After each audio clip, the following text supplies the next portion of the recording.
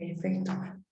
Bueno, vamos a comenzar. Esta es la tercera y última sesión de este ciclo de conferencias, Cambio Climático y Responsabilidades Humanas. Hemos estado viendo, nos hemos basado en unos videos que se llaman los ciclos de retroalimentación del cambio climático. Ya hemos visto los bosques, hemos dado una introducción al tema, después hemos visto los bosques, hemos visto el permahielo. Hoy nos toca ver atmósfera y el efecto albedo. Entonces vamos a empezar con la atmósfera. Como ya saben, como ya conocemos la metodología de este taller, vamos a ver un video sobre el tema que vamos a tratar hoy.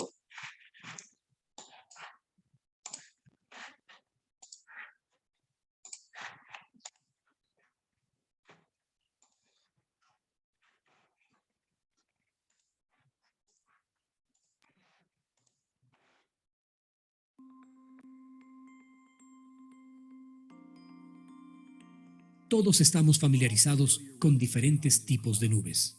Cúmulos blancos y esponjosos, nimbus tormentosos y oscuros, nubes cirros ralas y delgadas.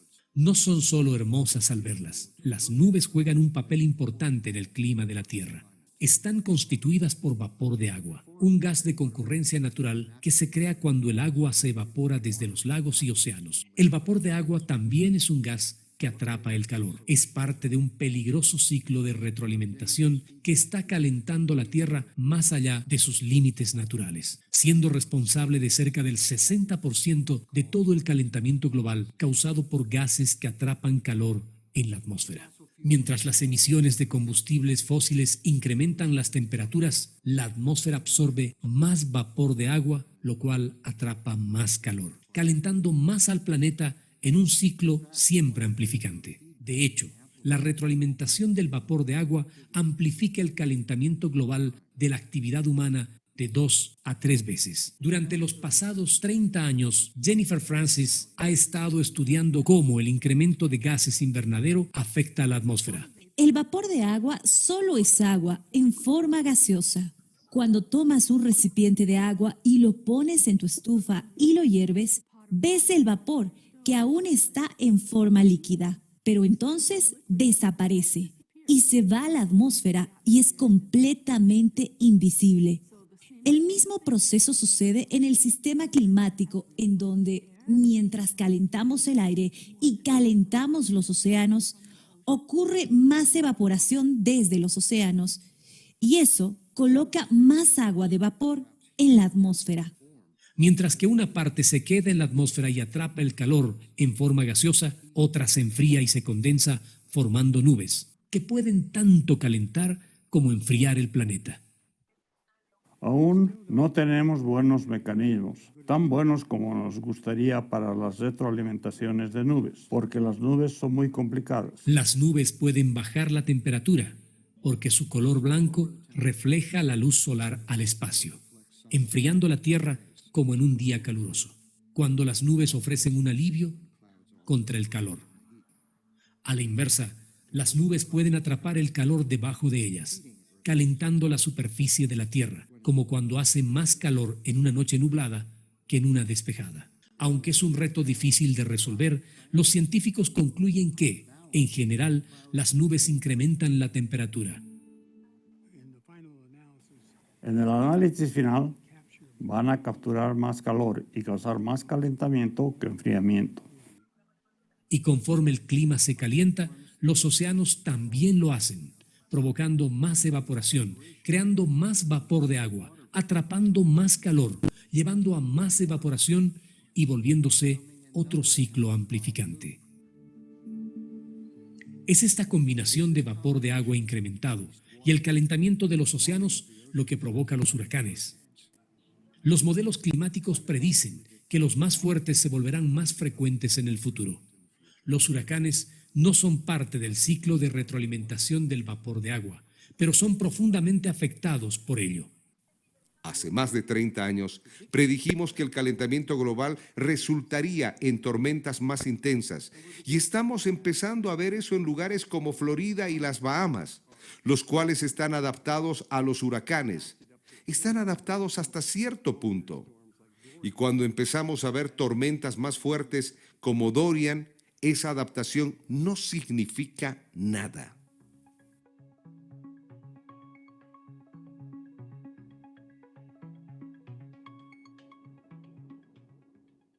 Además del vapor de agua, otro ciclo de retroalimentación atmosférico está creando un clima extremo, uno que involucra la corriente en chorro. La corriente en chorro es este río de viento arriba de nuestras cabezas donde vuelan los jets, que rodea el hemisferio norte, y esa corriente de chorro es responsable de crear buena parte de todo el clima que experimentamos en esta parte del mundo. Para ilustrarlo, imaginen una capa de aire extendiéndose desde el cálido sur hasta el frío norte. El aire caliente se expande, así que la capa sobre el sur se eleva más alto que el aire sobre el norte. Si te sientas en lo alto de esta capa de aire en el sur y miras hacia el norte, parecería que va cuesta abajo. Debido a la gravedad, el aire caliente de arriba fluye cuesta abajo, así como el agua fluye cuesta abajo en una montaña. Este movimiento hacia abajo crea un viento de sur a norte, pero como la Tierra está girando, este viento vira hacia el este y se convierte en un flujo de viento de oeste a este. Eso es la corriente de chorro. Mientras más grande sea la diferencia de temperatura entre las masas de aire del norte y del sur, más rápido y más fuerte sopla el viento de la corriente de chorro. Históricamente, el aire del Ártico ha sido mucho más frío que el aire del sur, manteniendo la corriente de chorro bastante recta, con relativamente pequeños serpenteos de norte a sur, pero con el calentamiento del Ártico a un ritmo de 2 a 3 veces más rápido que el resto del globo, el diferencial de temperatura ha disminuido. Esto debilita los vientos de la corriente de chorro, provocando que tomen giros más grandes de norte a sur, que a su vez tiene un impacto en el clima. Esto es el ciclo de retroalimentación. Estamos calentando el Ártico. Estamos reduciendo los vientos de la corriente de chorro. Estamos viendo cómo toma estos giros más grandes de norte a sur, que a su vez transfieren más calor del sur al norte hacia el Ártico, lo cual lo hace aún más caliente, con lo que debilita más los vientos y establece este círculo vicioso. La percepción para todos nosotros aquí en el suelo es que se siente que nuestro clima se está manteniendo en un patrón durante mucho tiempo. Podría ser caliente, podría ser frío, podría ser lluvioso o podría ser seco. Un serio ejemplo reciente son las sequías de varios años en el oeste de Estados Unidos y el incremento de incendios forestales. Ambos están conectados con un giro mayor de norte a sur en la corriente de chorro. Estamos viviendo ahora en un mundo donde los eventos de clima extremo, como estos, son la norma, no la excepción.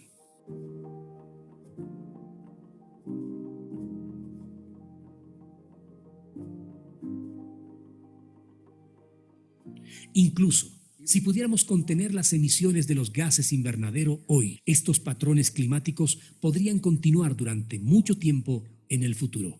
Así que los lugares húmedos tenderán a volverse más húmedos. Por otra parte, lugares que ya son secos también tendrán más evaporación debido al aire que se vuelve más caliente. Para prevenir que el clima se vuelva más extremo, debemos dejar de agregar combustibles fósiles a la atmósfera, dejar de calentar el Ártico y dejar de debilitar la corriente de chorro, lo cual calienta más el Ártico. Cuando reduzcamos las emisiones, detengamos la deforestación y reforestemos la tierra. El Ártico se enfriará y la corriente de chorro recuperará su fuerza y regresará a su patrón normal, manteniendo el calor lejos del Ártico y frenando o incluso revirtiendo el ciclo del clima extremo. Se requiere que cada uno de nosotros haga su parte. También se requerirá que los legisladores de todo el mundo hagan lo correcto, incentivando maneras de disminuir gases que atrapan calor en la atmósfera para restaurar la Tierra y enfriar el planeta. Creo que lo más importante que podemos hacer es ir a votar y votar por líderes que entiendan que esto es un gran problema, que nosotros lo causamos y que hay muchas cosas que se deben hacer para que esa curva de calentamiento apunte en otra dirección.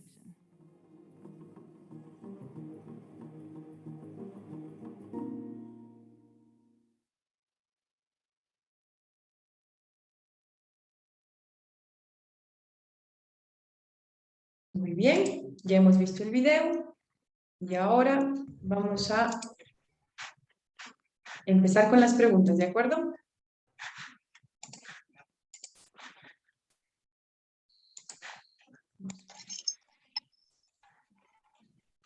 Ahí va. Entonces, la primera pregunta está al principio del video. ¿Se acuerdan cuál es el rol que tienen las nubes en el clima de la Tierra? ¿Quién se acuerda? ¿Para qué sirven las nubes?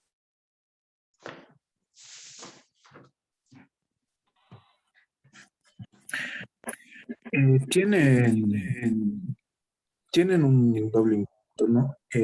Por una parte, ayudan a que el calor se conserve al estar hechas de vapor de agua, que el calor se conserve en la tierra.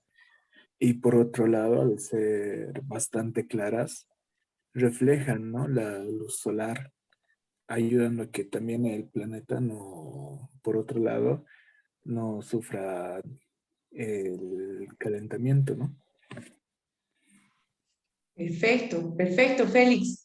Sí, exactamente, tienen esta función. Por un lado, reflejan lo que les decía, ¿no? Reflejan, decían los científicos que estaban en un debate de no saber, porque por un lado las nubes reflejan los rayos del sol, lo que ayuda a enfriar el planeta, pero por otro lado también las nubes están conformadas de vapor de agua. Entonces, este vapor de agua es considerado también como un gas de efecto invernadero que retiene el calor en la Tierra. Entonces, sopesando la función de enfriar y la función de calentar que tiene, han llegado a la conclusión de que las nubes suelen calentar más de lo que enfrían, ¿verdad? Es lo que nos dice, vamos a habilitar la respuesta. Las nubes están formadas de vapor de agua, que es un gas que se produce de manera natural cuando se evapora el agua de los océanos y de los lagos. El vapor se considera, lo que les decía, como un gas de efecto invernadero y que representa el 60% de los gases de efecto invernadero de la atmósfera. Muchas gracias por tu respuesta, Félix. Siguiente pregunta. ¿Cuál es el ciclo de retroalimentación del vapor de agua? Aquí tenemos la pista y podemos recordar, estaba al principio. ¿Qué es lo que sucede? ¿Qué es lo que pasa? ¿Cuál es ese ciclo que se va amplificando a medida de que va sucediendo? ¿Quién se acuerda?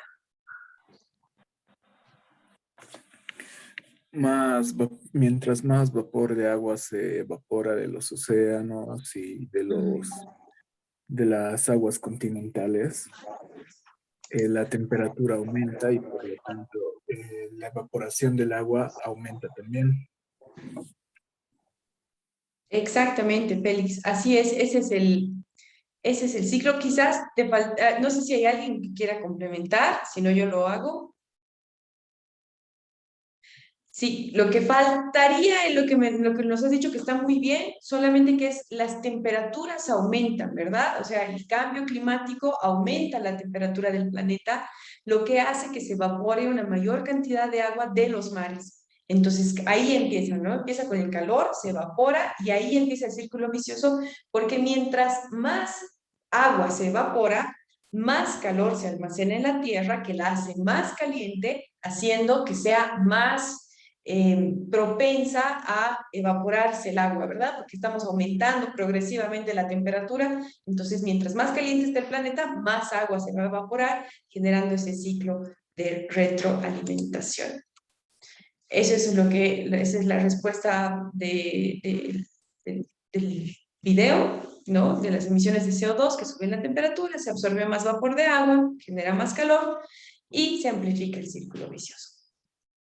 Siguiente pregunta. ¿Podrían explicarme cuál es el ciclo que causa los huracanes? Lo mencionaron ahí un poco por arribita, pero a ver quién me podría comentar un poco.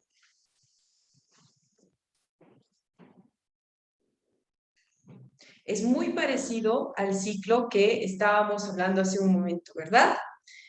Se calienta el clima, los océanos se calientan y se evaporan, ese vapor retiene calor que produce más calor más evaporación de océanos.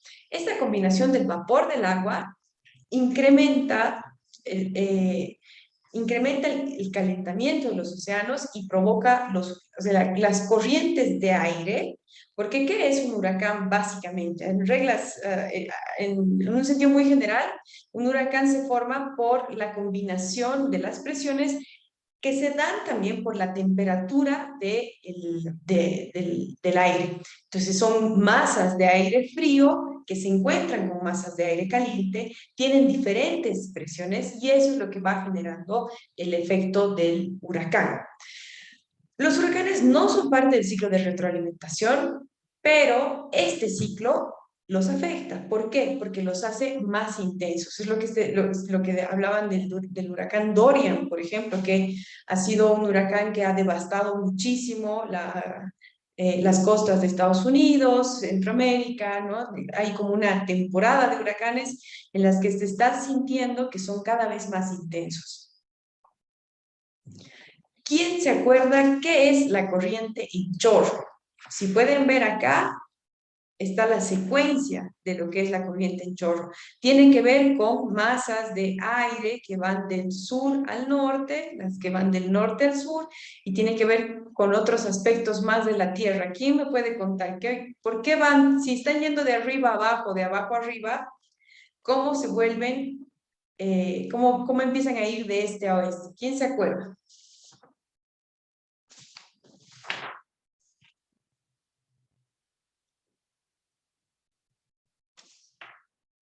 Y además, ¿cómo se le llama la corriente de chorro?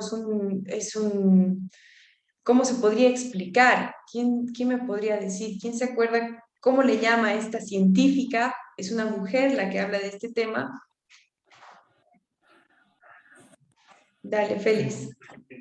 Son los vientos que hay en latitudes altas del planeta, donde los vientos ya sean del sur en el caso del hemisferio norte o del norte en el caso del hemisferio sur, van hacia los polos y al chocarse con masas de aire frío, con el efecto Coriolis del planeta, generan corrientes de viento a latitudes altas, en las cuales ayudan a refrescar, ¿no?, el planeta, a enfriarlo y a mantener una temperatura estable.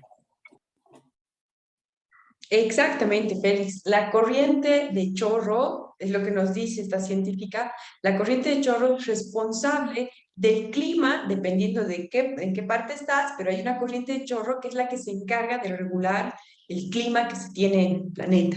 La corriente de chorro es como un río de viento que está por encima de nosotros, es como decir, a la altura a la que vuelan los jets, ¿no? Que rodea el hemisferio norte. Tiene una relación con las corrientes de aire cálido del sur y del aire frío del norte que se encuentran en este punto y que por la rotación de la Tierra, estos vientos que iban de norte a sur empiezan a ir de este a oeste por la rotación de la Tierra, ¿verdad?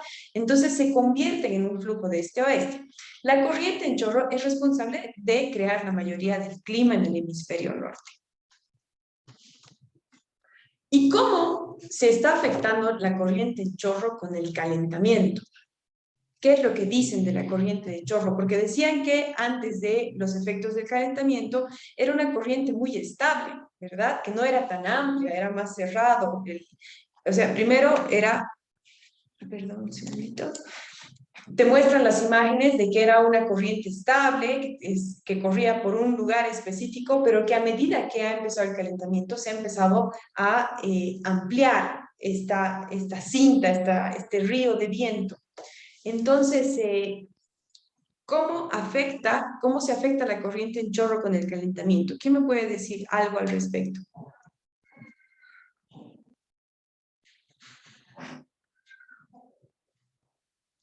Dale, Félix.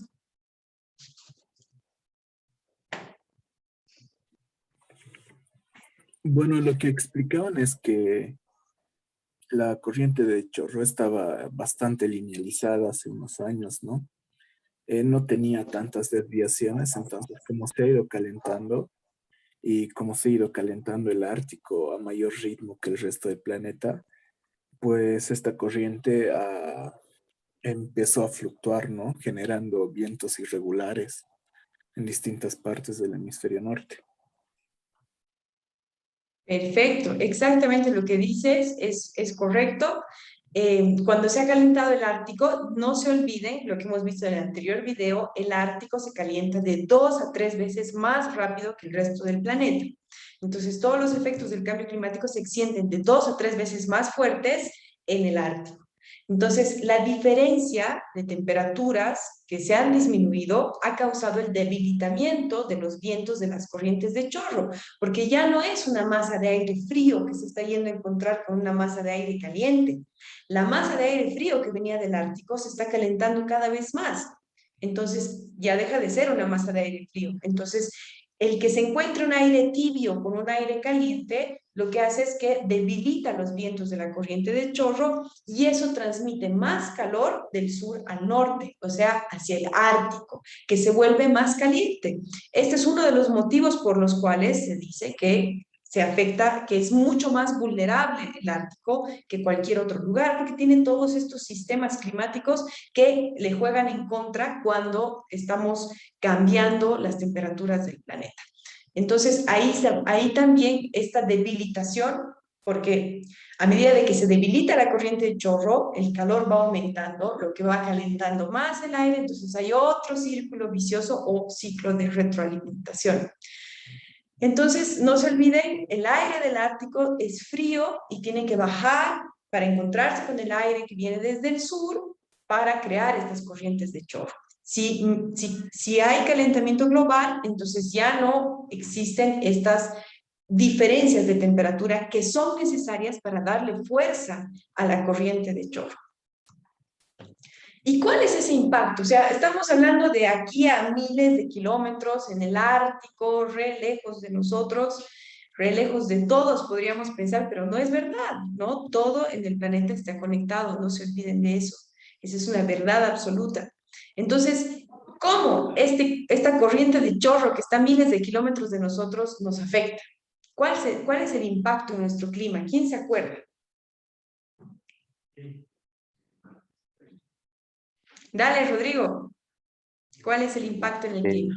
Podría ser los climas extremos y los diferentes tipos de ¿cómo se dice? Impactos negativos, como digamos las tormentas huracanadas que pueden suceder, las erupciones de volcanes y también los bosques se vuelven más vulnerables a los incendios. Ahí mencionaba el ejemplo de Estados Unidos, creo también. Exactamente, Rodrigo, has dado en el clavo. Lo que pasa es que parece que nuestro clima se está atorando en un solo patrón por mucho tiempo. Es decir, los lugares que suelen ser calientes se están quedando calientes. No sé si ustedes se acuerdan, todavía yo tengo leves recuerdos cada vez más antiguos de lo marcados que eran las estaciones antes, por ejemplo, ¿no es cierto? Sabíamos, teníamos una certeza absoluta de que en agosto era el mes de los vientos, en noviembre empezaban las lluvias, o sea, teníamos, o nuestros padres, nuestros abuelos, tenían más certeza sobre las estaciones y sobre los cambios del clima que nosotros. En nuestros casos, en la actualidad, está empezando a quedarse estático el clima, ¿no? En lugares, hay años enteros de sequía, o fríos extremos, o lluvias hasta la inundación, o sequías totales. Entonces, estamos viendo cómo este efecto de cambio climático, hay mucho calor en Australia que desencadena los incendios forestales, o sea, estamos entrando en una etapa donde estos climas extremos ya son la norma y no la excepción, porque es verdad, antes, hace 50 años, 60 años, había épocas de sequía, por supuesto, pero eran también cíclicas, ¿no es cierto? Era como el año de la sequía, qué sé yo. Perdón, un segundito, por favor. Centro de Educación Ambiental, por favor, ¿quieren participar? Le tienen la mano levantada, adelante. Sí, bueno, de repente para poder colaborar a lo que ustedes estaban diciendo, ¿no? De esos efectos del clima y de lo marcado que antes era. Bueno, antes inclusive podíamos comprar en los mercaditos el famoso Bristol, ¿no? Que ahí te dice exactamente qué día llovía, porque ese día era día de tal santo, Santa Rita, no me olvido nunca porque es mi cumpleaños, creo, y, y llueve todos los años, entonces era como que estaba marcado, ¿no? En ese librito naranja, y te decía, ¿no? Qué día llovía, qué día, bueno, inclusive con el tema de la luna, para que tú siembres, qué día tenías que sembrar. Ahí aprovechaban para ponerte un poco de la publi, de los abonos también, el tiempo en el que tenías que abonar, ¿no? Bueno, o sea, la luna sigue estando igual, ¿no? Pero lo que sí ha variado mucho es el clima. Ya no, ya definitivamente ya no sirve como referencia, ¿no? Totalmente de acuerdo, es justamente lo que refuerza eso. Era tan estable o teníamos una certeza de lo que iba a pasar cada año o en cada época que ya teníamos hasta estas herramientas para poder guiarnos, ¿no? Para las cosechas o para estar prevenidos. Y lo que está pasando ahora es de que todo esto se ha quedado en la incertidumbre, de cierta forma, porque el cambio climático, estas corrientes de chorro, todos estos efectos que estamos viendo hoy son los que afectan esta estabilidad que antes tenía el clima en la Tierra, ¿no? Y estamos entendiendo, lo que me gusta mucho de este material y de estos videos es que por fin nos ayuda a entender de cierta forma eh, de qué se trata el cambio climático, ¿verdad? ¿Por qué? ¿Por qué el clima está cambiando? ¿Por qué las estaciones son más inciertas? ¿Por qué las temporadas ya no son tan estables?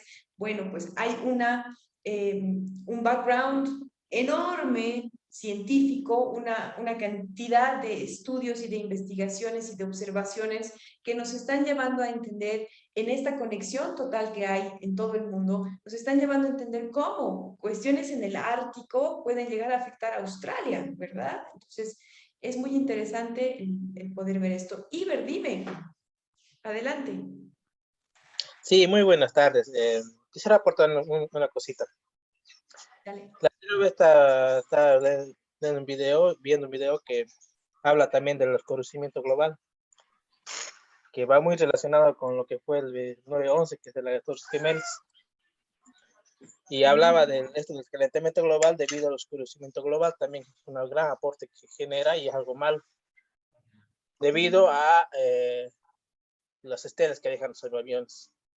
Esto genera que las nubes absorban todas las estelas que dejan los aviones o todo lo aéreo, y esto se empieza a concentrar y eso genera que la misma nube ya tenga un poco más de peso y otro color, un poco más gris, y eso genera que que los rayos del sol entren pero no salgan. Y eso se vio debido a que cuando fue el 9/11, que es la caída de Torres Gemelas, se paralizó por una semana el transporte aéreo. Entonces los científicos vieron que era muy raro cómo estaba el clima en ese tiempo, porque era más fresco. Los rayos del sol entraban normal, salían, y se analizó que era debido a las estelas de los aviones.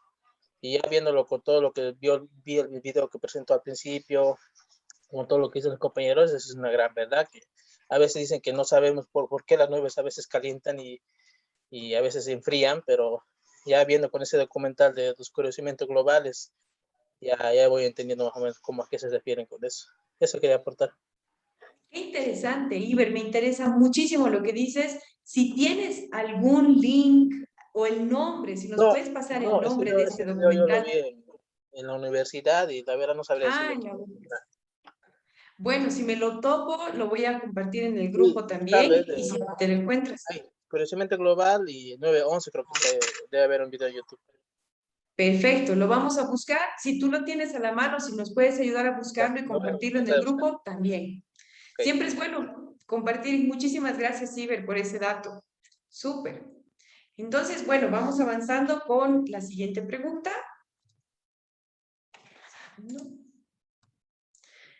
¿Qué podemos hacer nosotros para evitar los climas extremos?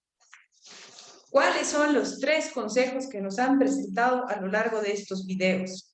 ¿Quién se acuerda?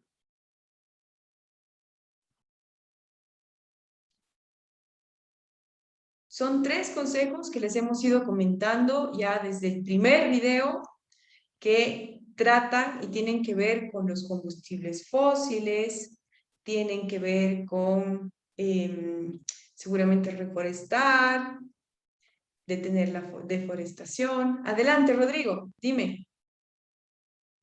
Bueno, como ya iba diciendo, primero está dejar de calentar el Ártico también, es parte de lo que, de una de las cosas que tenemos que hacer para evitar los climas extremos, Exacto. reducir las emisiones de gases invernadero y reforestar el planeta.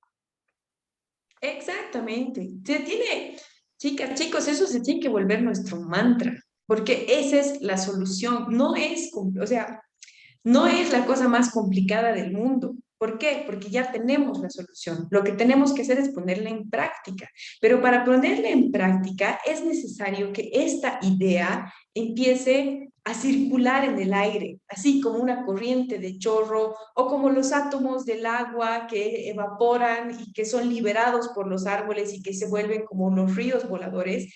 Así, tal cual como el agua, el aire, fluye en el planeta, igualito tienen que fluir las ideas.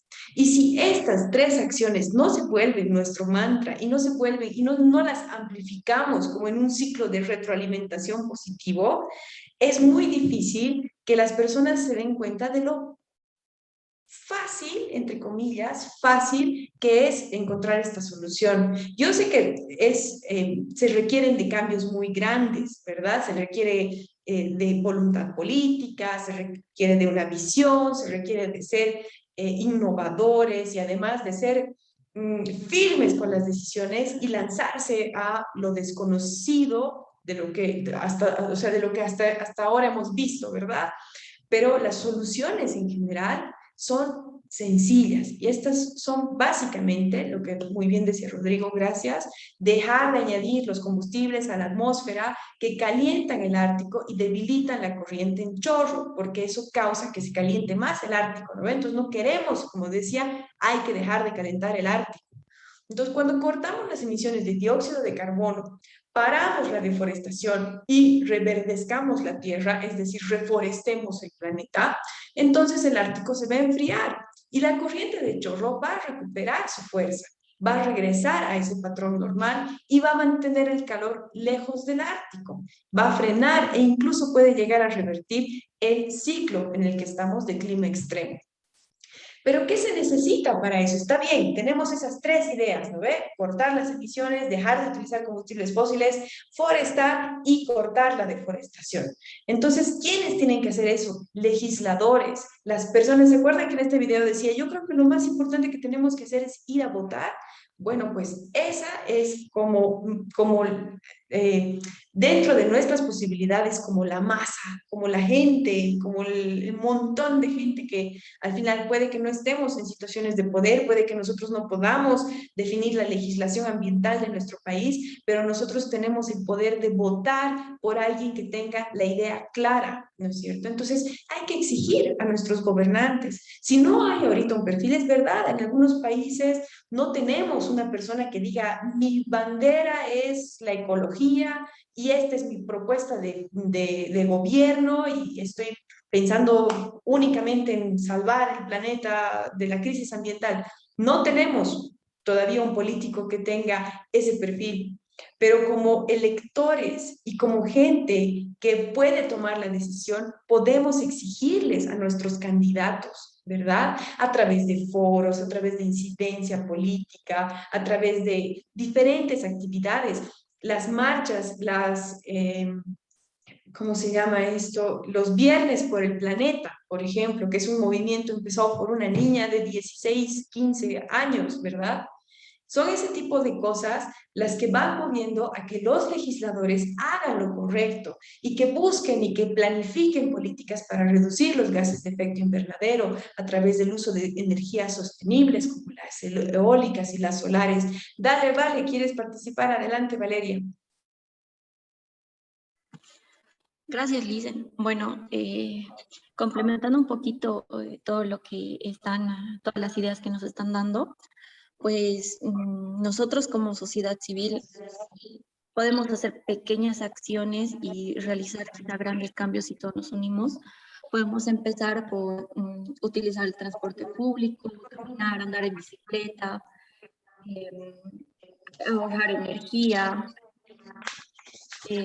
tratar de consumir menos carne, como lo mencionábamos en los anteriores talleres, consumir local, consumir lo nuestro. Podemos reducir y reutilizar un montón de cosas, incluso el agua. Así que el cambio empieza en nosotros. Ya lo estamos haciendo, todas las personas que estamos acá dentro del taller, pues ya lo estamos haciendo porque nos estamos informando y es ahí donde empieza este cambio. Exactamente, Valeria, qué lindas palabras, de verdad muy esperanzadoras, porque eso es. ¿Se acuerdan de ese último video, el último video que vimos en la introducción de este argentino, Sergio Federovsky, me parece que se llama, es un apellido así un poco extraño, pero en esta charla TED, él decía, si nosotros podemos ser el modelo de ciudadano verde y no está mal serlo, es lo que tenemos que aspirar, pero no solamente porque vamos a reducir nuestro impacto, sino porque también vamos a tener la experiencia, que eso es súper importante, la experiencia de una vida verde es mil veces más valiosa que cualquier política, porque de esa experiencia salen las políticas. Porque la experiencia de tener una vida verde, de tener una vida ambientalmente sostenible, es lo que va a dar paso también a decir, esta es una experiencia exitosa, la gente puede vivir así, el nivel de vida de esta persona no se ha disminuido por el hecho de que deje de consumir tanto o que deje de comer carne todos los días. Entonces, para empezar, reducimos nuestro impacto, pero también nos volvemos en una experiencia piloto, en un modelo de algo para poder hacer una política y además de todo tenemos la moral suficiente como para exigir de que eso se haga, porque nosotros ya lo vivimos así.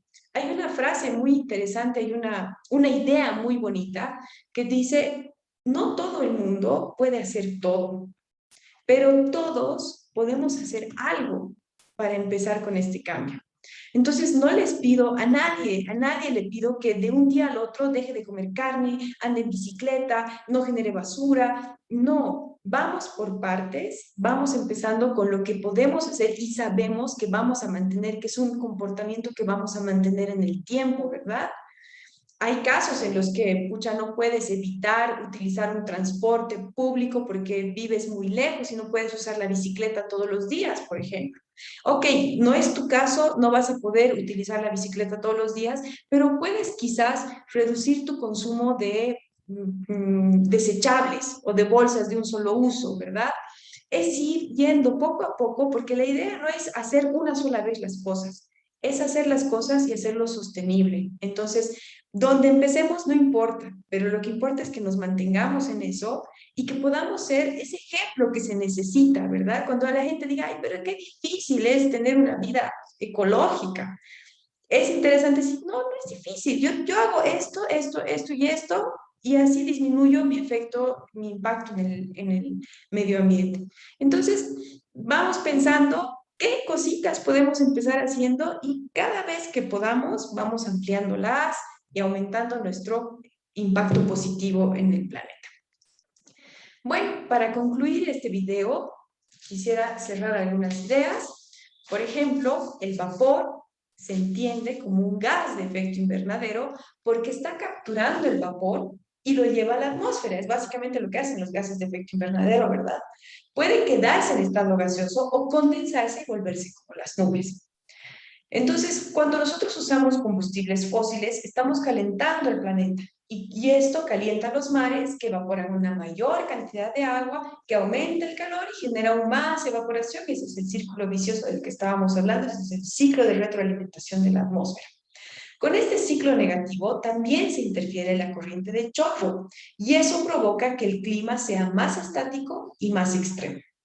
Entonces, si cortamos las emisiones de dióxido de carbono, evitaremos el calentamiento del Ártico y la corriente de chorro va a volver a la normalidad y el clima se va a estabilizar. Entonces es muy importante y muy necesario que vayamos difundiendo eso. Me ha gustado mucho la idea de Valeria, que es aquí, los que ya estamos aquí, los que estamos escuchando este taller, estamos haciendo algo. ¿Por qué? Porque nos estamos informando. Pero no nos podemos quedar con la información en la cabeza. En esta nueva forma de concebir la civilización que queremos, la información es un bien común. Entonces no podemos quedarnos con nosotros, no nos podemos quedar con la información, tenemos que distribuirla y mientras más gente conozca sobre esto, más posibilidades vamos a tener de que la gente demande, de que las masas demanden políticas, a políticos que tengan el puesto en este tema. Eso es, muchísimas gracias. Hemos terminado esta partecita del video, vamos a continuar con nuestro siguiente material. Voy a saltarme directo al video porque ya sabemos cómo es la presentación. Un minuto, por favor.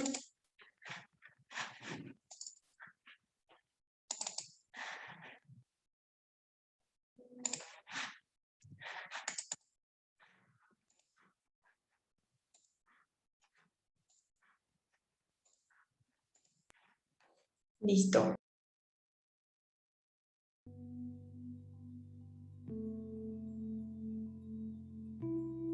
Durante decenas de miles de años, el delicado equilibrio del clima de la Tierra ha permitido que la vida humana prospere en nuestro planeta. Hoy, ese equilibrio está en riesgo, pues uno de los mecanismos de enfriamiento más importante, el efecto albedo o la reflectividad de la Tierra, está en riesgo.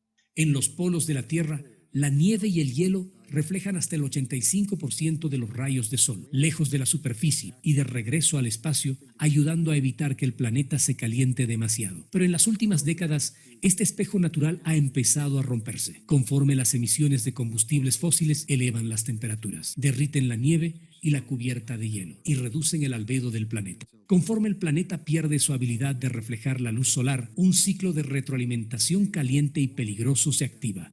El cambio más alarmante está sucediendo en el lejano norte, donde el incremento de la temperatura está causando que la capa de nieve y el hielo del mar rápidamente desaparezcan. Don Perovich es un geofísico del mar de hielo en la Universidad de Dartmouth. En los últimos 30 años ha documentado grandes cambios en el Ártico. Siempre ha existido este ciclo anual. El hielo se incrementa, digamos, durante 9 o 10 meses del año, y luego se derrite durante un par de meses. Lo que está cambiando ahora es el ritmo.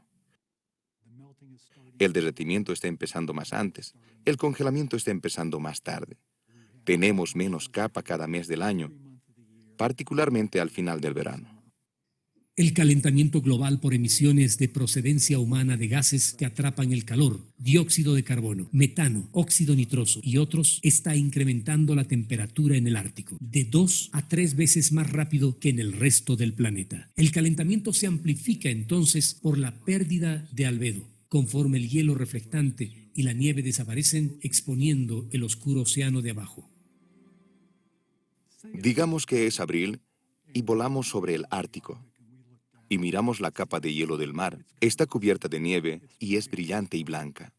Luego llega el verano. Esa nieve se derrite. Hay más mar abierto. Se absorbe mucho más calor. En lugar de reflejar el 85%, se está absorbiendo el 90%. Y entonces se está reemplazando uno de los mejores reflejantes naturales, la nieve, con uno de los peores, el mar abierto. Ahora, en lugar de reflejar la luz solar, el océano la absorbe, se calienta y derrite más el hielo, exponiendo más océano oscuro, el cual absorbe más luz solar en un ciclo amplificado. Cuando esas aguas oscuras se calientan, emiten dióxido de carbón y vapor de agua, calentando más las cosas. Así que hay varios aspectos de esta retroalimentación en el problema del Ártico, que son verdaderamente inquietantes. Los científicos han estado midiendo el hielo del mar Ártico desde tiempo antes de que los satélites empezaran a tomar medidas confiables a principios de la década de los 70. A finales de esa década, los modelos climáticos predijeron que el hielo del océano empezaría a desaparecer con el incremento de los gases que atrapan el calor en la atmósfera. Marike Holland es una modelista del clima del Centro Nacional para la Investigación Atmosférica. Nuestros primeros modelos climáticos fueron desarrollados en la década del 70. Esos modelos, incluso en su simplicidad, predijeron que con el aumento de los gases invernadero en la atmósfera, veríamos pérdidas significativas de hielo del mar en el Ártico y que el calentamiento del Ártico se amplificaría en relación al planeta. Conforme las técnicas de medición mejoraron, los científicos se alarmaron al descubrir cuánto hielo se había perdido. El volumen había disminuido en un 75% en solo 40 años. Es un cambio sorprendente en un tiempo muy corto. Lo llamamos el nuevo Ártico ahora, porque es tan diferente de lo que solía ser. El hielo ahora consiste principalmente de lo que llamamos hielo de primer año, que es simplemente hielo que se formó en ese invierno, y la mayoría de este hielo no sobrevive al verano. Todo se derrite. Los estudios sugieren que cerca de un cuarto del calentamiento global es causado por la pérdida de este hielo del mar. Pero si consideramos el derretimiento de la capa de hielo en la Tierra circundante, estas dos cosas representan un estimado del 40% de la pérdida de la reflectividad del planeta. La capa de nieve sobre la Tierra es muy brillante y muy reflejante. Refleja una enorme cantidad de luz solar lejos de la superficie, justo como lo hace la capa del hielo de mar, y estamos viendo reducciones en la cobertura aérea de la nieve sobre la Tierra, así como vemos reducciones en la cobertura aérea del hielo del mar. Con ciclos de retroalimentación amplificando el calentamiento, el paisaje del Ártico cambiará irrevocablemente. Las proyecciones de nuestro modelo climático sugieren que perderemos la cubierta del hielo de mar del Ártico completamente en los meses de verano para finales de este siglo. Si continuamos incrementando los gases invernadero en la atmósfera a través de la combustión de combustibles fósiles, llegaremos finalmente a un estado en el que perderemos también el hielo de mar del invierno. Una seria predicción, considerando que el hielo ha cubierto el océano Ártico durante más de 2.5 millones de años, y el calentamiento que sucede en el Ártico no se quedará en el Ártico. El aire de ahí se está mezclando en la atmósfera global, en otras partes de la Tierra, elevando las temperaturas globales. El Ártico juega un papel principal en el clima de la Tierra. Incluso si solo se pierde la capa de hielo de mar en el Ártico, los trópicos resentirán ese aumento en el calentamiento. Esto significa la amplificación de problemas que la crisis climática ya está causando. Afectaciones a las cosechas, incremento de precios. Las áreas húmedas se hacen más húmedas, las áreas secas se vuelven más secas. Y conforme el clima se incrementa, desencadena otro ciclo de retroalimentación, puesto en marcha por el derretimiento de grandes capas de hielo glacial. En los últimos 30 años, la pérdida de hielo en la capa de hielo de Groenlandia se ha incrementado 6 veces, llevando a un incremento del nivel del mar, conforme el océano se eleva. El agua superior más caliente derrite más hielo terrestre, aumentando más los niveles del mar y derritiendo aún más hielo en un ciclo vicioso. En el Polo Sur, el aumento en la temperatura está derritiendo las gruesas capas de hielo del Antártico que se han estado acumulando en la Tierra durante más de 40 millones de años. La pérdida de hielo en el continente antártico no tiene tanta retroalimentación, albedo, porque es demasiado extenso, pero conforme el hielo entra en el océano, causa que el nivel del mar se eleve. Si tanto el hielo glacial de Groenlandia como el del Antártico se derritieran, los niveles del mar potencialmente se incrementarían en más de 30 metros. Esta destrucción resultante para los litorales desplazaría a millones de personas alrededor del mundo. También significaría que las capas de hielo alcanzarían un punto crítico y que tardarían miles de años en recuperarse. Si perdemos una enorme cantidad de hielo de la Tierra, restablecerlo es un asunto que requiere mucho tiempo. Y si continuamos con las cosas como siempre, el calentamiento en el Ártico causará que los ciclos de retroalimentación en ambos polos se prolonguen sin control. Los modelos predicen que si continuamos en el camino que vamos, El Ártico experimentará cambios muy dramáticos y que esos cambios afectarán al sistema, el sistema humano, el sistema biológico, el sistema socioeconómico. Con cada país contribuyendo al problema, cada uno de ellos necesita ser parte de la solución. Eso requiere administrar un mundo de tal modo que no explotemos los compuestos de carbono ni desechemos el desperdicio hacia la atmósfera. La emisión de gases invernadero es un ejemplo de una falla del mercado. Una compañía que hereda el costo real de hacer negocios a gente que no son parte de ese negocio, es decir, a la mayoría de nosotros. En cada sector de la economía tenemos la tecnología y el conocimiento para dirigirnos a fuentes de energía que no produzcan gases que atrapan el calor. Lo que necesitamos es la voluntad. Debemos dejar de agregar combustibles fósiles a la atmósfera, los cuales están calentando el planeta, derritiendo la capa de hielo y nieve y disminuyendo la reflectividad del Ártico. Si cortamos las emisiones, detenemos la deforestación y reforestamos la tierra, podemos desacelerar, detener o incluso revertir el ciclo de retroalimentación, bajar las temperaturas, regenerar la capa de hielo y nieve, incrementar la reflectividad y sanar a nuestro planeta. Tienes todo este calor en el océano. Tomaría unos cuantos años de temperaturas frías para deshacernos de él, pero una vez que se haga, otra vez se formaría el hielo. Lo más importante que pueden hacer los ciudadanos es educarse a sí mismos sobre este asunto y votar por políticos que tomen en serio este problema y que tengan buenas ideas para resolverlo. Soy optimista por naturaleza y me vuelvo más optimista cuando veo a mucha gente que se da cuenta de que hay un problema. La parte pesimista de mí dice, mientras más esperemos, más difícil se volverá. Es hora de actuar.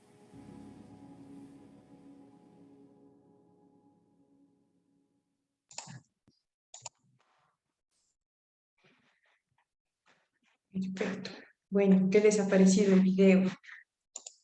¿Qué opinan sobre el efecto albedo? Y el cierre, no nos olvidemos de ese cierre. Hay que ser optimistas.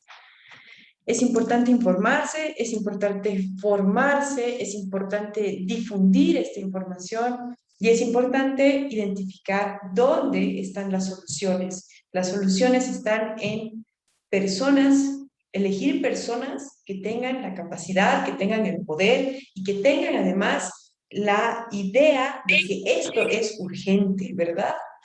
Entonces, vamos a hacer un brevísimo recuento de lo que hemos visto hasta ahora, porque este es nuestro último video, así que vamos a ver qué es lo que hemos visto desde el primer día. Lo primero que hemos visto han sido los límites planetarios, que son 9. Hemos conversado, les hemos contado que ya hemos pasado 4 de ellos, que son el cambio climático, el agotamiento del ozono, los flujos biogeoquímicos, los ciclos globales del nitrógeno y del fósforo, la tasa de la pérdida de biodiversidad. Al pasar estos límites, crece el riesgo de que volquemos el planeta a un estado menos hospitalario para nuestras formas de vida, ¿verdad? Hemos hablado también sobre el modo de vida humano y cómo este modo, este estilo de vida en el que nosotros nos encontramos, esto que nosotros concebimos como la realidad y es así el consumo y la forma de vida, el estilo de vida, nos está llevando al borde de los límites planetarios. Hemos identificado puntos claves que debemos modificar para alejarnos de esos límites, ¿verdad? El mantra, no se olviden, eliminar combustibles fósiles, reforestar el planeta, cortar las emisiones de dióxido de carbono, pero también mejorar nuestra alimentación, promover la economía circular y hay que disminuir la desigualdad e invertir en educación y en equidad de género, porque es necesario tener un planeta equitativo. No puede haber en el planeta personas, estaba escuchando ese dato de 85 personas tienen la riqueza que podrían, tienen una riqueza equivalente a la de 3 millones o 35 millones de personas, ¿no? Entonces, No puede haber tanta inequidad, no puede haber gente que tiene 20.000, 100.000, 200.000, 300.000 millones de dólares, cuando hay gente que vive con un sueldo de $1 a la semana o $1 por día. No puede haber tanta inequidad. Entonces, estábamos hablando de los ciclos de retroalimentación. Cuando hemos hecho la introducción al cambio climático, esta parte de acá, hemos conocido las acciones humanas que generan el dióxido de carbono, por ejemplo, el uso de combustibles fósiles, los incendios, la industria, la quema de los residuos. Hemos visto que los ciclos de retroalimentación son reacciones en cadena que a cierto punto se vuelven irreversibles. Entonces, cuando pensamos en los ciclos de retroalimentación, pensemos en ondas que amplifican el calentamiento global y que combinadas unas con otras son cada vez más incontrolables. Hemos aprendido que algunos de los gases de efecto invernadero son el dióxido de carbono, son el metano, y que estos gases son importantes para regular la temperatura de la Tierra. Pero como ya dijimos anteriormente, cualquier exceso es malo. Entonces, estos mismos gases que nos ayudan y que promueven la vida en la Tierra, en exceso son más peligrosos porque generan el calentamiento. Estos gases, a su vez, también son regulados por los océanos y por las plantas. ¿Se dan cuenta cómo todo está conectado? Cada vez que hablamos de un tema, sabemos de que está conectado con otro y que lo va a regular que los gases de efecto invernadero tengan una conexión directa con los árboles o con los océanos, ¿verdad? Después hemos hablado de los bosques. Ese es el primer tema después de la introducción. Hemos aprendido cómo los bosques regulan la temperatura de la Tierra porque absorben el 30% del dióxido de carbono y lo convierten en oxígeno. Nos dan un servicio ambiental a la humanidad, ¿verdad? Hemos conocido la importancia del Amazonas, los bosques boreales, los bosques templados en todo este ciclo y hemos conocido el ciclo de retroalimentación que puede desencadenar una catástrofe ecológica.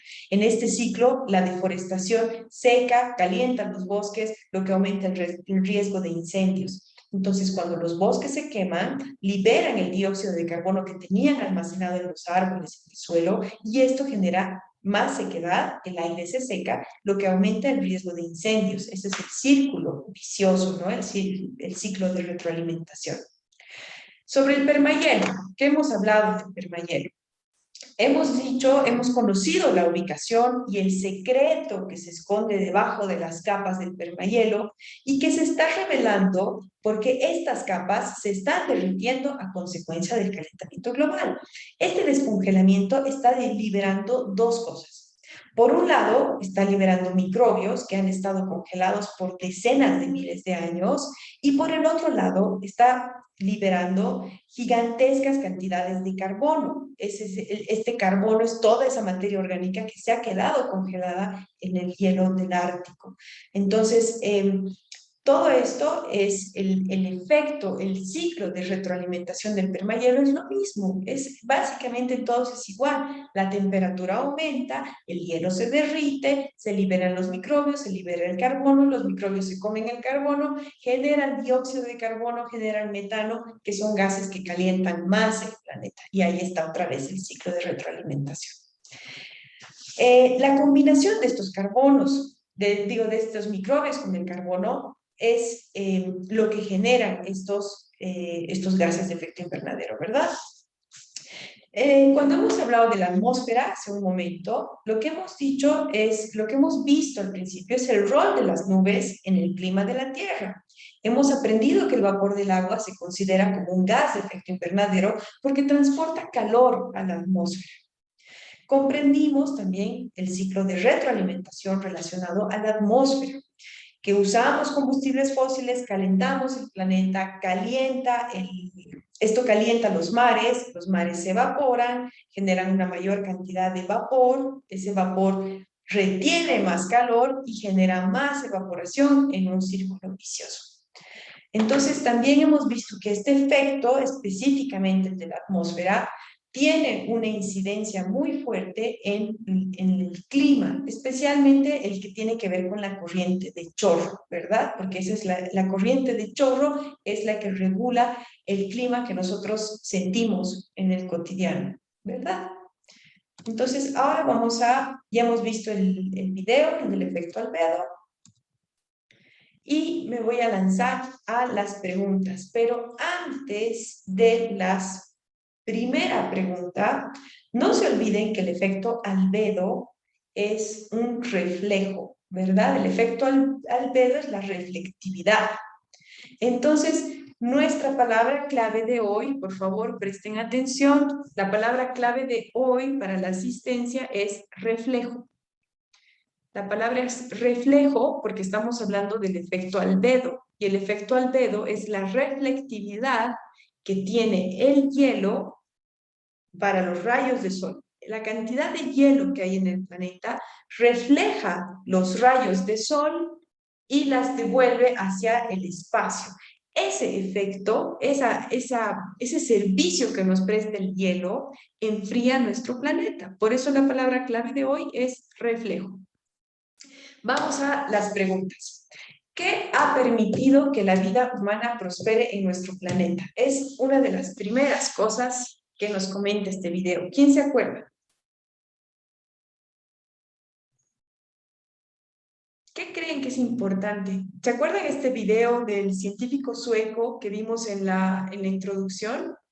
Que nos estaba hablando del Holoceno y que nos decía que el planeta tuvo nos mostró un gráfico interesante que parecía como unas ondas de sonido y que se veía el planeta Tierra moviéndose así, saltando, como que de climas muy fríos a muy calientes, luego fríos otra vez y calientes, hasta que llegó a un punto que se le conoce como el Holoceno, que es como un estado, es un momento de gracia en el que por fin el planeta se ha estabilizado.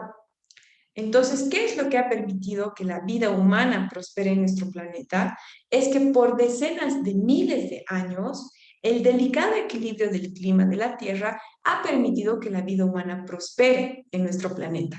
O sea, ¿qué se necesita para que la vida humana prospere en nuestro planeta? Básicamente, un clima estable.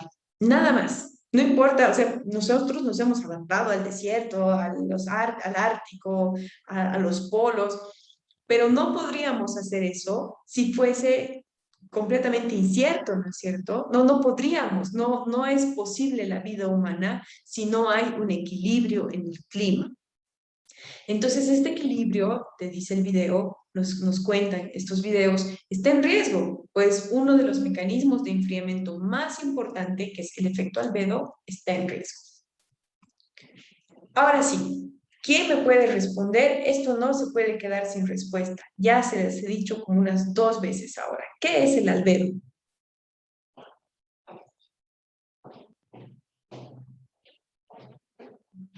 ¿Quién me puede decir qué es el albedo? Está relacionado a nuestra palabra clave. Es la capacidad de un cuerpo de absorber o reflejar el calor de la luz. Exactamente, Félix. Muchísimas gracias por tu participación. El efecto albedo o reflectividad de la Tierra es un mecanismo de enfriamiento. El albedo es la capacidad de reflejar los rayos del sol que tiene la Tierra a través de sus polos, porque los polos son blancos, ¿verdad? Y el color blanco refleja la luz. Entonces, como refleja la luz, es un efecto, es un efecto que ayuda a enfriar el planeta. Es un mecanismo de enfriamiento, perdón. ¿Y cómo funciona? ¿Cómo funciona el efecto albedo? ¿Dónde se encuentra además la mayor cantidad de... ¿Dónde sucede este mecanismo de enfriamiento?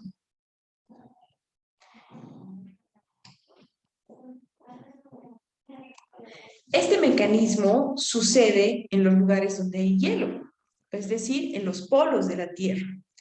Entonces, en los polos de la Tierra, la nieve y el hielo reflejan hasta el 85% de los rayos del sol.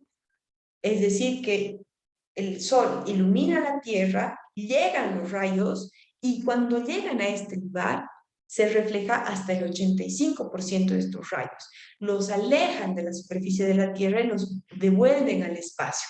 Esto ayuda a que el planeta no se caliente demasiado. Entonces, este efecto le da una estabilidad climática al planeta.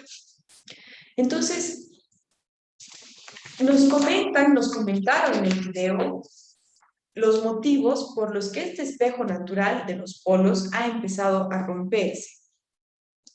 ¿Alguien se acuerda? ¿Me pueden decir qué es lo que ha provocado que estos espejos naturales se rompan?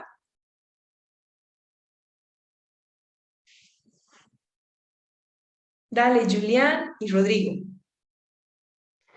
Bueno, él comenta que lo que ha causado que se rompan es el mismo aumento de temperaturas que ha existido. Entonces, esto hace que los hielos se derritan, la nieve se derrita y se convierte en océano oscuro.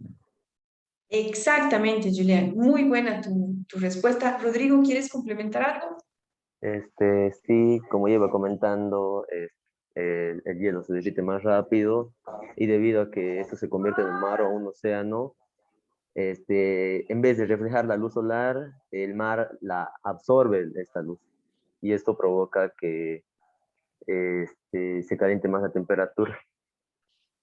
Exactamente, como dicen Julián y Rodrigo, tal cual, de ser un espejo que reflejaba los rayos del sol y evitaba que esa zona se caliente, al haberse derretido el hielo, hay un mar oscuro que no solamente no refleja, sino que al ser oscuro atrae los rayos del sol y las absorbe con más potencia, ¿verdad? Este espejo natural ha comenzado a romperse porque las emisiones de los combustibles fósiles están subiendo la temperatura y están derritiendo la cubierta de nieve y hielo, y eso reduce el efecto albedo del planeta. Entonces, me encantó mucho porque Rodrigo y Julián ya nos han dado la entrada para esta respuesta. ¿Cuál es el ciclo de retroalimentación que se desencadena? Es un caluroso y peligroso ciclo. ¿Por qué? No se olviden, estamos hablando del Ártico que se calienta de 2 a 3 veces más rápido que el resto del planeta. Entonces, esta cubierta de nieve y hielo desaparece, el calentamiento se amplifica porque ya no hay ese efecto reflector. ¿Y qué queda? Se queda un océano oscuro, lo que estaba debajo del hielo. Entonces, ese océano oscuro, como muy bien lo dijo Julián y como muy bien lo dijo Rodrigo, ese océano oscuro empieza a absorber más calor.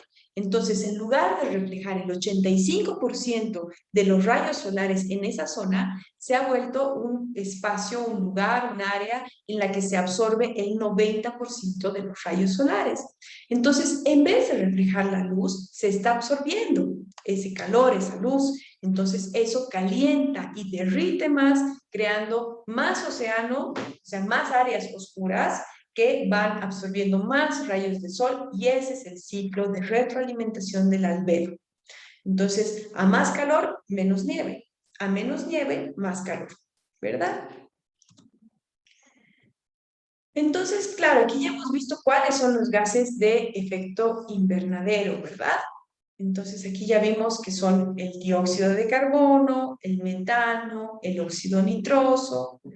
Y por supuesto, ya para efectos más didácticos, en el anterior video nos decían que el agua, el vapor del agua, también es considerado como un gas de efecto invernadero.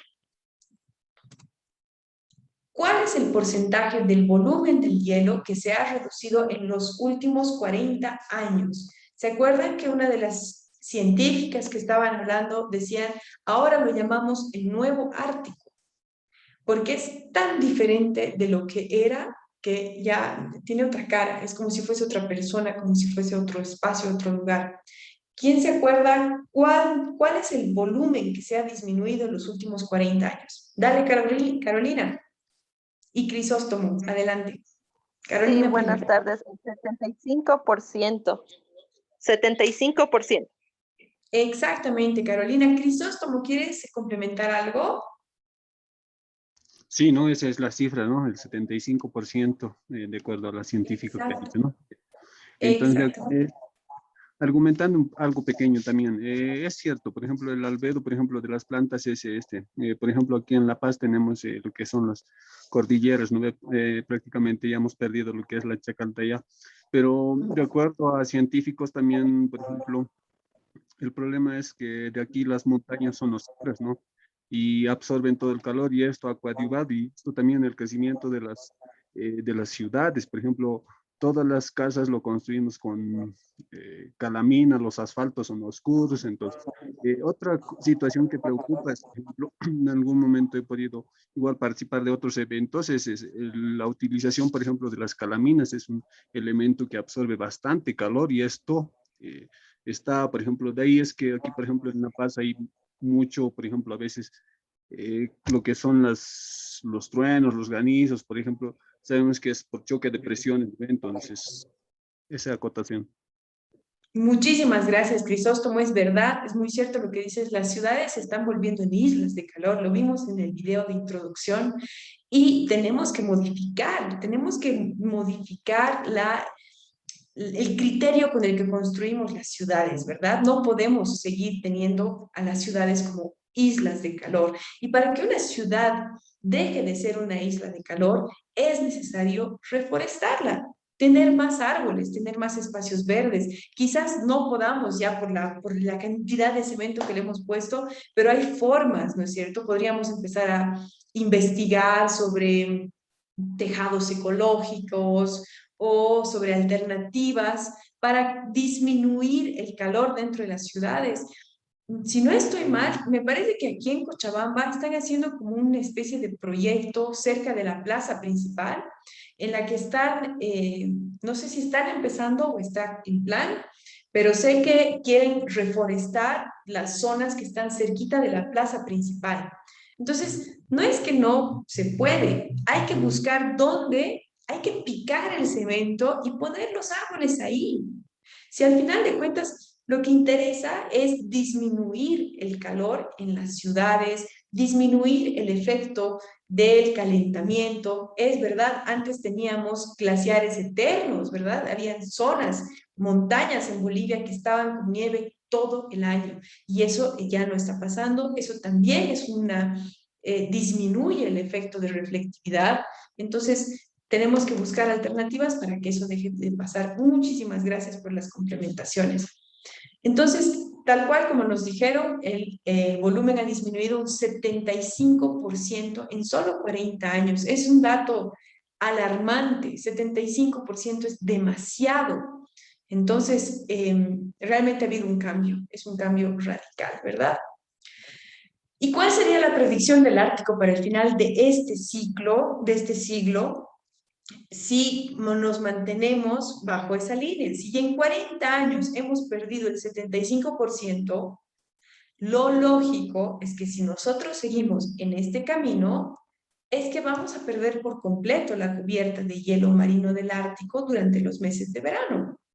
Y ese es un problema serio. Porque ¿se acuerdan lo que decían de que no es lo mismo el hielo estacional, es decir, el hielo que tiene un añito de vida, es un hielo fresco, es un hielo nuevo que se ha formado en la época de invierno, en el momento de invierno en los polos del Ártico, ¿verdad? Este hielo es muy frágil, es muy delgadita la capa, entonces cada año en verano es lo primero que se derrite. Entonces, igualito, ¿se acuerdan que también hablaban de que los bosques antiguos son bien importantes? Entonces, otra vez se va repitiendo esa idea, ¿no? No es solamente decir, ay, ya, que no se preocupen, esto va a volver. Es verdad, va a volver. Pues si realmente nos ponemos las pilas y hacemos lo que tenemos que hacer y cumplimos con nuestro mantra, reforestar combustibles fósiles y parar la deforestación, van a cambiar las cosas. Pero no podemos darnos el lujo de perder el hielo antiguo, como tampoco nos podemos dar el lujo de perder los árboles antiguos, porque son los que más dióxido de carbono almacenan, porque tienen además una red interna, que tienen el micelio, ¿verdad? Que es como una red de hongos que están dentro de las raíces de los árboles y por la cual a través de ella los árboles pueden llegar a comunicarse entre ellos para avisarse sobre plagas o sobre eventos necesarios, o sea, sobre eventos amenazantes, etc. Entonces, Es importante preservar y tratar de restituir, por supuesto, pero también es importante preservar lo que ya hay. Porque los hielos, el hielo antiguo no solamente tiene el carbono y los microbios, sino que también es un hielo que le cuesta mucho más derretirlo. Entonces es importante que se mantenga así. ¿Cuál es el rol del Ártico en el clima de la Tierra? ¿Quién se acuerda?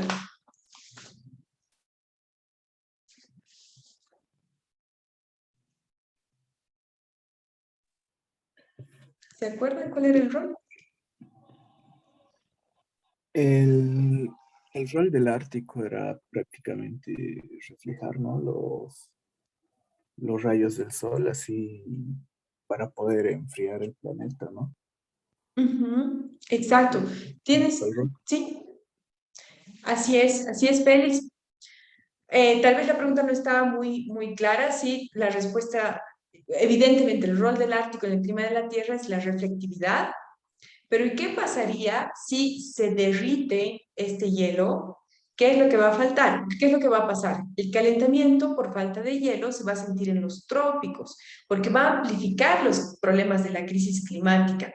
Es decir, si se pierde el hielo que está en los polos, inevitablemente el clima va a cambiar, se va a calentar, va a aumentar el calentamiento, porque hemos hablado sobre el ciclo de retroalimentación, ¿verdad? Entonces va a aumentar el calentamiento y esto va a producir lo mismo que hemos visto en el anterior video con la corriente de chorro, el estancamiento de los climas, donde llueve más, o sea, los lugares lluviosos se van a volver más lluviosos y los lugares secos más secos. El clima se va a estancar. Al igual que la corriente de chorro, esto tiene un efecto en el clima de estancamiento, ¿no? De hacer más extremas, los climas extremos se vuelven más extremos. Ese es el problema.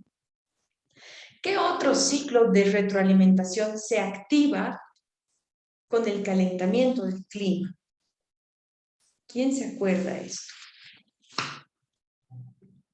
Hemos hablado sobre algunos ciclos, y acá les comento que se derriten las placas del hielo glacial en Groenlandia. En los últimos 30 años, este evento se ha multiplicado por 6, lo que causa una subida del nivel del mar. Entonces, ¿qué es lo que pasa? Si hay más agua, se derriten las placas de hielo, aumenta el nivel del mar, y ese mar, el agua del mar que está más caliente, se acerca a las costas de no sé, a glaciares, o se acerca al Ártico o a la Antártica. ¿Y qué es lo que pasa? Que el agua caliente va derritiendo el hielo terrestre, subiendo el nivel del mar, haciéndolo más caliente y derritiendo más hielo. Entonces, no solamente se da por los rayos de sol, el derretimiento del hielo, sino también por el calor del agua, porque el agua se va calentando. Y ustedes deben ver, han debido ver miles de veces, qué es lo que pasa cuando pones un cubito de hielo en una taza de té caliente, digamos, o en un refresco caliente. Se derrite súper rápido, ¿verdad? Entonces, ese es otro ciclo de retroalimentación. Pero a ver, pensando un poco más en las alternativas que tendríamos para no producir los gases de efecto invernadero, ¿cuáles creen que son las energías que no producen estos gases? ¿Cuáles hemos visto? No los han dicho en el video, pero se han visto ahí insinuadas en las imágenes. ¿Qué ven por aquí? ¿Qué tipo de energías podemos utilizar que no generen gases de efecto invernadero? Dale, Julián. Bueno, creo que por las imágenes y por lo que hemos hablado esos 3 días son energías limpias como energía eólica y energía solar. Exactamente, tal cual como lo dijiste, energías limpias como las eólicas y las solares. Este tipo de energía no produce gases de efecto invernadero, entonces tenemos que desarrollarlas, tenemos que buscar alternativas y tenemos que tratar de, en nuestras decisiones de consumo, buscar objetos, elementos que funcionen con este tipo de energías. No sé si ustedes han visto que ya hay linternas, por ejemplo, que tienen, en vez de tener baterías o cargadores o lo que sea, tienen su pantallita de energía solar. Entonces vas, dejas tu linterna ahí bajo el sol por un par de horas, se almacena la energía ahí y la puedes utilizar sin necesidad de enchufarla o de usar baterías. Entonces, bueno, son alternativas que son necesarias de hacerlas a un nivel micro, pero especialmente a un nivel macro, ¿no? Que se vuelvan políticas públicas en utilizar energías más limpias. Y acá, bueno, otra vez volvemos al mismo mantra, ya lo conocen. ¿Qué acciones necesitamos para cortar los ciclos? Parar las emisiones de gases de efecto invernadero. Eso es básicamente dejando de utilizar combustibles fósiles, petróleo, gas, carbón, etcétera. Eso, todo lo que vaya a generar un gas de efecto invernadero, lo cortamos, dejamos de deforestar los bosques y reverdecemos la tierra. Ese es nuestro mantra del final del curso. Además de ser ciudadanos verdes, ¿dónde está la fuerza del ciudadano? ¿Quién se acuerda? Que nos lo han dicho ya varias veces en estos videos. ¿Qué es lo más? ¿Se acuerdan que dicen lo más importante que podemos hacer es ir a? ¿Quién se acuerda? ¿Qué es lo más importante que podríamos hacer para esto?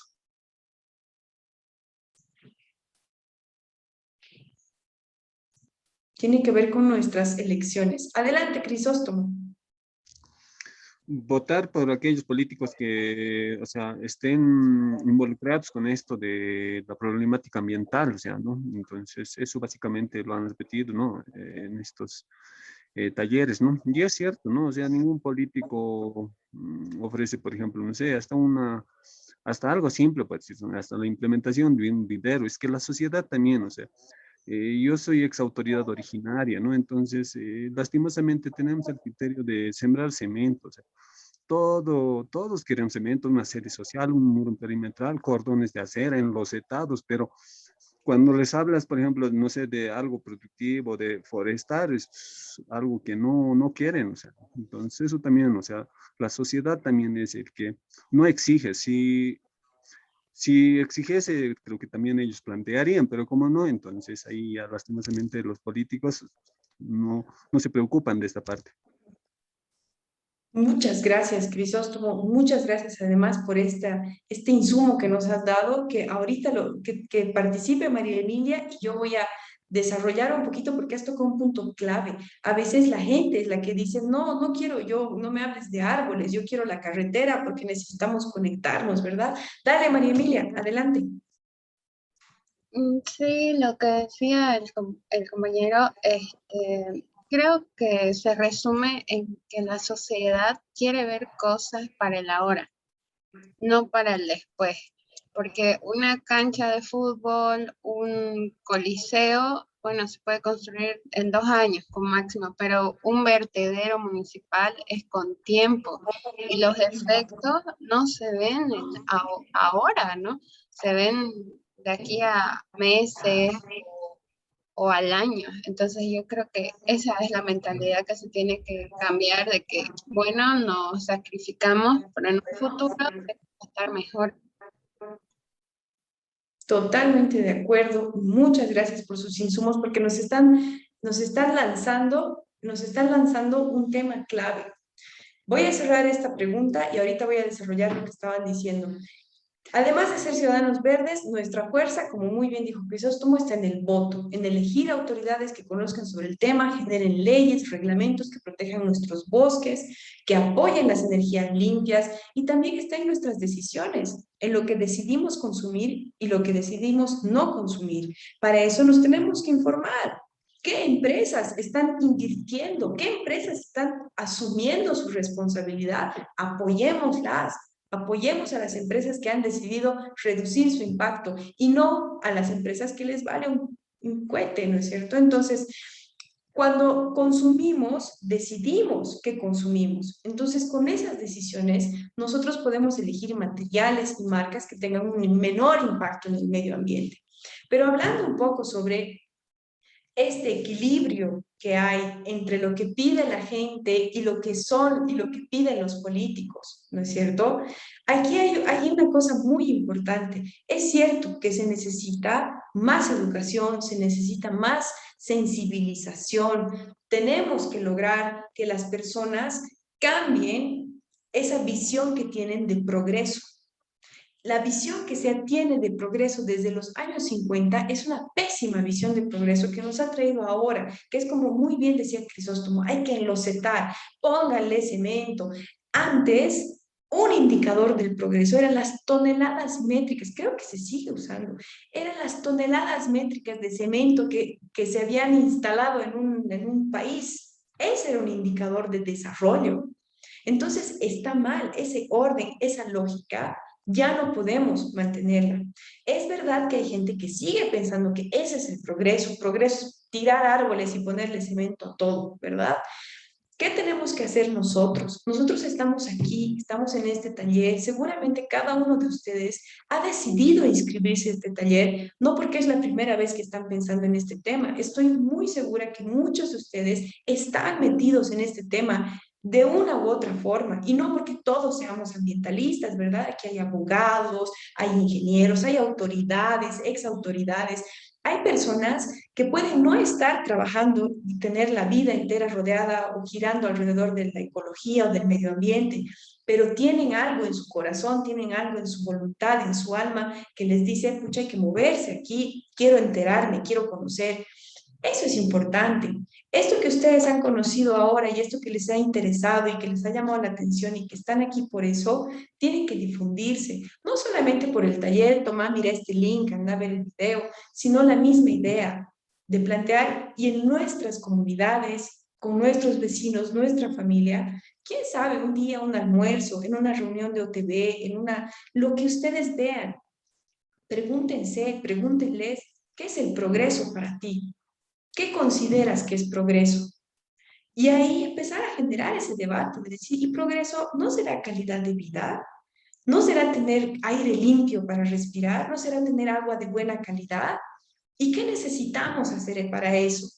¿Qué necesitamos para tener aire limpio? Para vivir en una ciudad que no sea un horno, ¿no es cierto? Bueno, hay que tener árboles. La gente se está enfermando, tienen cada vez más asma, hay más enfermedades respiratorias por la contaminación del aire. Entonces, ¿no será calidad de vida mejorar la calidad del aire? Y así, con esas preguntas, poder empezar a generar ese debate y decir, replantémonos, hay que replantearse. ¿Qué significa el progreso? ¿Qué significa estar en desarrollo? ¿No es cierto? Entonces, tiene que haber ese equilibrio y tiene que generarse desde la base, desde nosotros. Nosotros podemos incidir en la gente para que empiece a preguntarse, cuando yo tenga mi próxima reunión de OTV y tengamos que hacer nuestro POA y definir qué vamos a hacer, ¿qué vamos a elegir? Elegimos talar el árbol, ese árbol que está en la mitad de la calle y que está molestando porque ensucia y porque sus raíces no sé qué, o más bien convertir ese parque que en realidad querían echarle cemento a todito el parque y ponerle columpios y resbalines, ¿qué tal si lo volvemos un bosque urbano? Algo así, o sea, vamos pensando y vamos generando, vamos incentivando a que la gente empiece a tomar esa conciencia de cuál es el progreso que yo quiero, que necesitamos, para que esa gente después, como va sumándose y aumentando como una fuerza, la masa, en esa masa pueda exigirles a sus gobernantes que esta política de desarrollo es la que nosotros queremos. Los políticos no van a tener otra opción, porque es verdad lo que dice Crisóstomo. Los políticos tienen que escuchar a la gente. Si un político viene con un plan de gobierno que no le gusta a la gente, no van a votar por él y punto, ¿no es cierto? Lo que necesitamos es que las personas tomen conciencia de que este tema es importante y hay que exigírselo a las autoridades. Eso se va a dar casi naturalmente. Cuando la gente empiece a exigir esos planes de gobierno, las autoridades que quieran ser elegidas y los que quieran ganar le prestarán atención a ese tema. No tengo ahorita ejemplos claros que yo les pueda contar, pero estoy segura que eso ha pasado miles de veces con temas que antes eran tabú. a un nivel, por ejemplo, la cuestión de género o la cuestión de derechos, identidad sexual, y etcétera, etcétera, que hasta hace 20 años eran impensables. Ahora hay nuevos políticos que dicen, yo estoy aquí para defender los derechos de las mujeres o los derechos de las personas que tengan otro tipo de identidad sexual. Son temas que se van poniendo en la palestra pública. El objetivo de nuestro objetivo, de los que estamos aquí, de los que nos interesa el tema, es hacer incidencia para que estos temas entren en la agenda, ¿verdad? Y se vuelvan temas importantes. Se ha hecho antes, se está haciendo ahora, y estoy segura que este va a ser un tema que también va a ser igualito, va a entrar en el tema, pero nos tenemos que rajar para que eso suceda con nuestros entornos, ¿no? Empezar a debatir. Entonces, para concluir sobre este video, el vapor es un gas de efecto invernadero porque captura el calor y lo lleva a la atmósfera. Puede quedarse en estado gaseoso, condensarse y volverse nubes. Al usar los combustibles fósiles, estamos calentando el planeta, lo que calienta los mares, que evaporan una mayor cantidad de agua, que aumenta el calor y genera aún más la evaporación en un círculo vicioso. Con este ciclo negativo también estamos interfiriendo la corriente de chorro, que provoca que el clima sea más estático y extremo. Entonces, al cortar las emisiones de dióxido de carbono, estamos evitando el calentamiento del Ártico, se vuelve a la normalidad y el clima se estabiliza. A modo de cierre del ciclo de sesiones de cambio climático, yo quiero volver a repetir el mantra porque es necesario que todos estos ciclos de retroalimentación negativos que han generado un avance exponencial en este cambio climático se pueden solucionar con las 3 acciones que ya sabemos y que tenemos que convertir en un mantra. Detener las emisiones de dióxido de carbono que se producen por los combustibles fósiles y por la industria. Esto va a evitar que los bosques se sequen, estén calientes y se quemen, ¿no es cierto? Va a evitar también que se derrita el permahielo, vamos a evitar perder ese efecto reflectante de la nieve que regula la temperatura de nuestro planeta y por supuesto vamos a evitar que ese hielo al derretirse libere todo ese carbono y todos los microbios que convierten el carbono en dióxido de carbono o en metano. Reverdeciendo la tierra, forestándola, aumentando la cantidad de plantas, es una actividad muy necesaria para contrarrestar el cambio climático porque ya entendemos y ya sabemos la importancia fundamental que tienen los árboles en todos los ciclos, en absolutamente todos, porque lo que hacen los árboles es capturar el dióxido de carbono y convertirlo en oxígeno. Entonces necesitamos esos filtros que regulen los gases de efecto invernadero. Hay que trabajar para reducir nuestro impacto en estos 3 puntos clave a través de nuestro cotidiano, las decisiones que tomamos todos los días.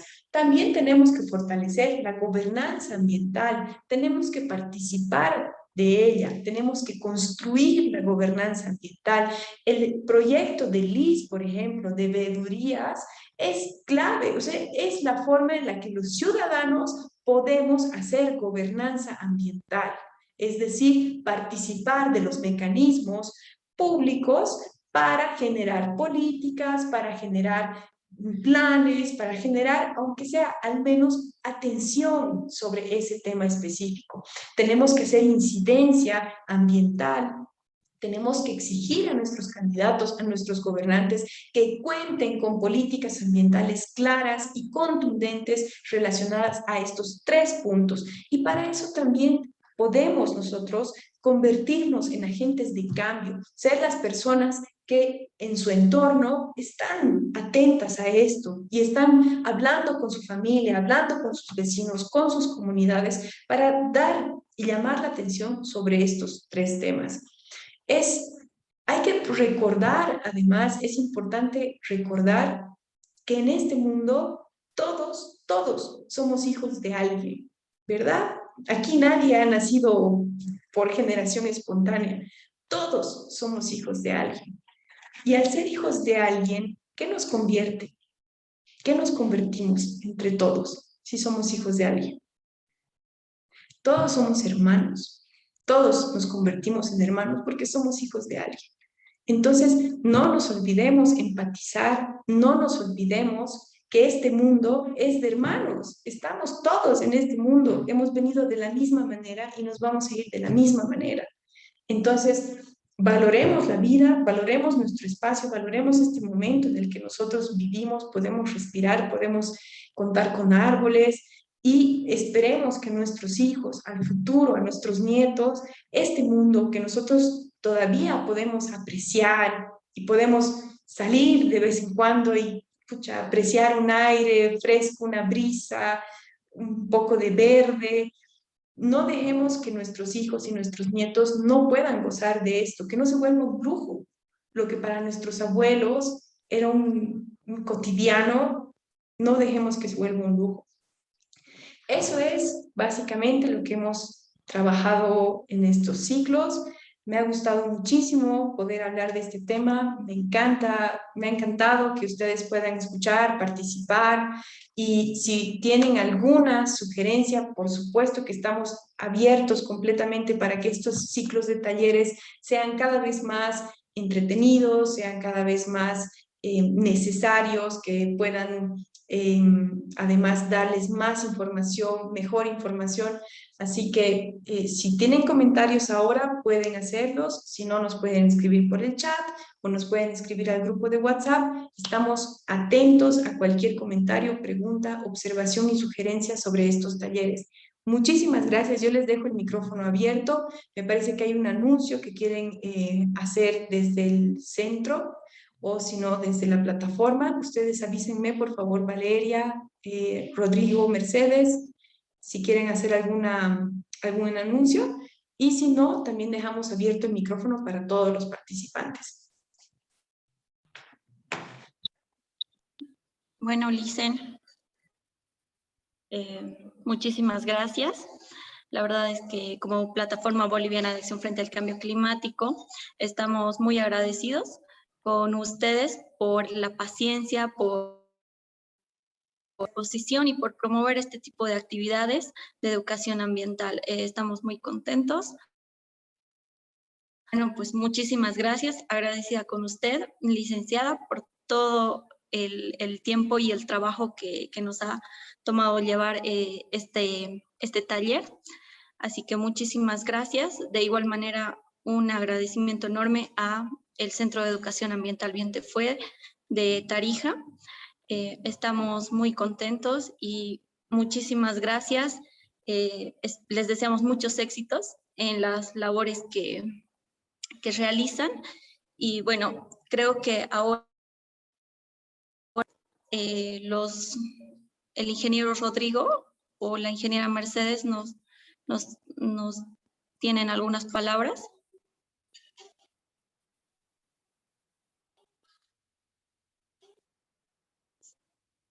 Creo que no los tenemos. Quizá haya habido un poco de mala conexión, pero de igual manera vamos a estar mandándoles cualquier comunicado por el grupo de WhatsApp y también por nuestras redes sociales, por el Facebook. Y muchísimas gracias. Gracias a todos los que se han conectado. Gracias por el interés en estos temas y estamos para servirles. Muchas gracias, licenciada. Muchísimas gracias a ustedes, gracias por el espacio y gracias a los participantes por estar aquí, porque ustedes están aquí de manera voluntaria, están aquí porque les interesa el tema. Les agradecemos muchísimo su interés por el tema y por supuesto a la Plataforma Boliviana de Acción por el Cambio Climático y al Centro de Educación Ambiental Vientefue y al Gobierno Municipal de Tarija. Muchísimas gracias por todos estos espacios y por permitirnos reunir gente, reunirnos virtualmente, sentarnos para poder conversar sobre estos temas. Si no hay más participaciones, podemos dar por cerrado esto. Les agradezco muchísimo. Antes de terminar, no sé si pueden encender sus cámaras. Vamos a tomar una fotografía para el recuerdo, por favor. Por favor, todos los que puedan encender sus cámaras. Muchas gracias. No. ¿Dónde estoy?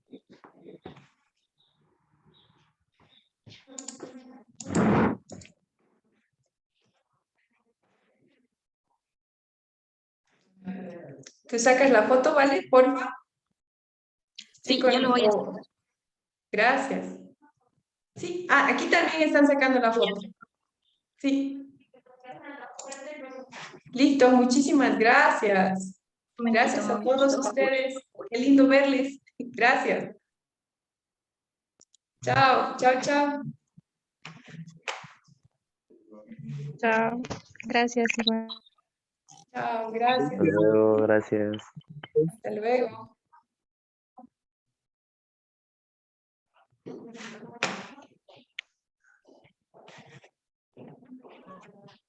Gracias. Chao, hasta luego, Ani.